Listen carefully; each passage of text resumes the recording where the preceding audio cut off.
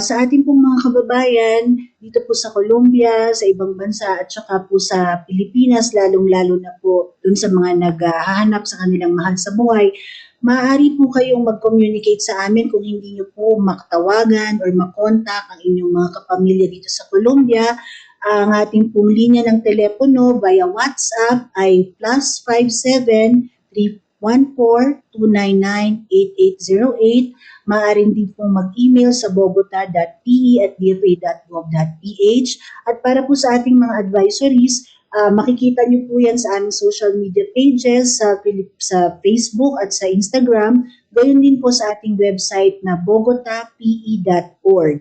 At yung pong ating mga kababayan dito sa Colombia, nananawagan po kami doon sa mga hindi pa po nagre-register sa atin kasi today po actually na pag-alaman po namin, nakakuha po kami ng information na may mga bagong dating dito sa Colombia. So wala pa po yan sa database natin, na idagdag po natin sila today. Pero kung meron pa po ng mga hindi pa po nakikipag-ugnayan sa embahada, nakikiusap po kami na magrehistro po kayo, mag-send kayo ng message sa amin para po ma-include namin kayo sa ating database. Salamat po.